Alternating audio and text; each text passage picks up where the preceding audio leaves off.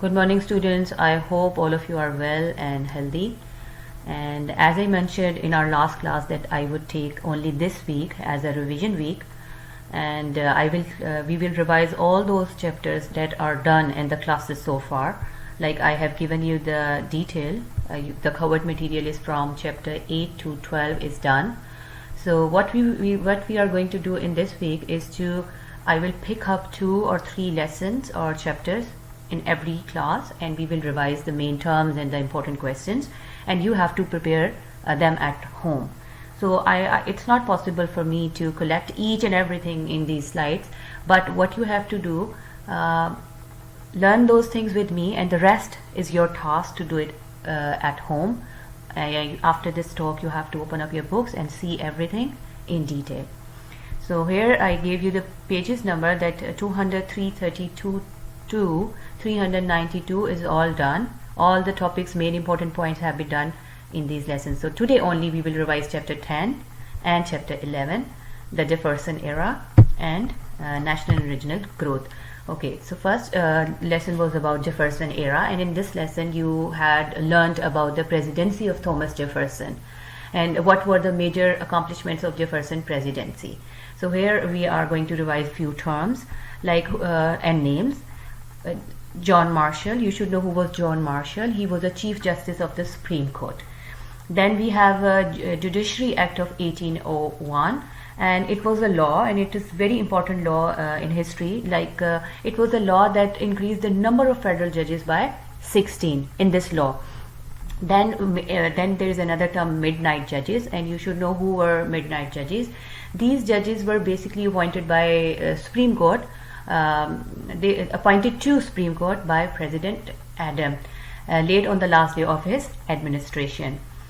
Then we have Marbury's Madison. Marbury-Madison was a court case, and it established the power of judicial review. And you should also know what is judicial review. Judicial review, it's a power of judges to declare a law unconstitutional. Then there was another very important topic was Louisiana Purchase, and it was a purchase of a land that was bought from France in 1803. And then there is an important name of leaders, Lewis and Clark, and these leaders they were the leaders of an expedition to explore the Louisiana Purchase. Then a little discussion about the War of 1812, and in that lesson you learned about the conflicts that led to the war between the United States and the Great Britain, and few of the important things like the terms you must know, like blockade. What is blockade? Blockade means selling port to prevent other ships from entering or leaving. Then imprisonment, it's an act of seizing sailors to work on ships. And what is embargo? Embargo is a ban on exporting goods to other countries. Who was William Henry Harrison? He was a governor of Indiana Territory. War hawk. War hawk, what is war hawk? It is a term that is used basically in politics for someone who favors war. War hawk is a term that basically used in politics. Then Andrew Jackson, very important. Andrew Jackson was a general who led the American forces in Battle of New Orleans.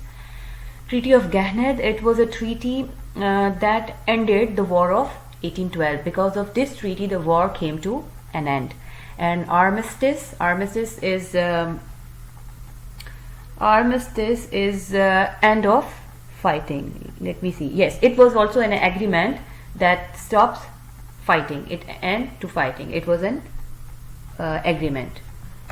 Then we have national and regional growth. In this lesson, you have learnt about the different economics that develop in various sections of the country, specifically the economic system of the North and the South.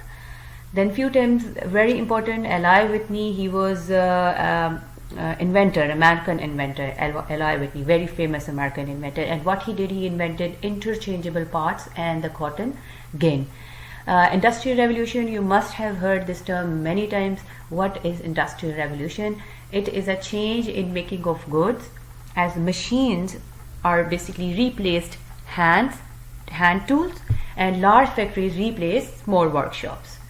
Then we have cotton gin. Cotton gin Alice Whitney invention. Cotton again was Alice Whitney's invention for cleaning cotton. Henry Clay. Who was Henry Clay? He was a Speaker of the House of Representatives, and he was also a political leader from Kentucky. Then American system. What was the American system? It was unification plan for economic development that Clay promoted. National road, a federally funded road. So what is national road? It is a federally funded road that was stretching from Cumberland, Maryland to Vandalia, Illinois. You just check its pronunciation again. Illinois. Okay, and then we have Erie Canal, and this canal basically connected the Great Lakes with the Atlantic Ocean. Very important tariff of 1860. It was, tariff means like a tax, and it was a protective tax tariff, and that was designed to help American industries. Next we have nationalism and sectionalism. In this lesson you have learned like about the growth of nationalism in the United States, and how the Supreme Court boosts national power and shapes foreign policies.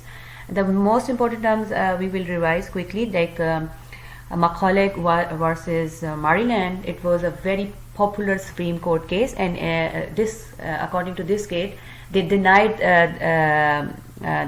Maryland the right to tax the Bank of the United States. Then John Quincy Adams, he was the 6th president of United States. What is nationalism? Nationalism, it is a belief that national interest as a whole should be more important than what one region wants or the interests of other countries. Then there is another popular famous treaty, that was Adams on his treaty, and according to this treaty, this treaty secured the purchase of Florida from Spain. And Monroe Doctrine, what was Monroe Doctrine? It was a policy that warns to European nations not to interfere in the Americas. So this policy was warning the European nations. And then Missouri Compromise, it was also an agreement, and according to this agreement, temporarily settled the issue. This agreement temporarily settled the issue of slavery in the territories. Next, I have selected few questions, essential questions, but these are not the only questions you should know. There are much more than this. What you have to do, you read the whole chapter in detail, and you will also find few more questions at the end of each chapter under assessment title. So you have to learn all those questions as well. And few questions, for example, I have selected like how did Jefferson become president? Why did Americans want war with Britain? What were 2 reasons that Americans wanted war with Great Britain? What were 2 results of the War of 1812? What was the importance of Marbury y Madison? And how did the Louisiana Purchase affect the nation? Then, of course, what was the Louisiana Purchase? You should know. What was the Missouri Compromise? What is nationalism? What was the purpose of the Monroe Doctrine? How did the agriculture system in the North and South differ? How did the Industrial Revolution change New England? And how did the American system help strengthen the nation's sense of unity? So these are the questions, few of the questions, but the rest you have to do.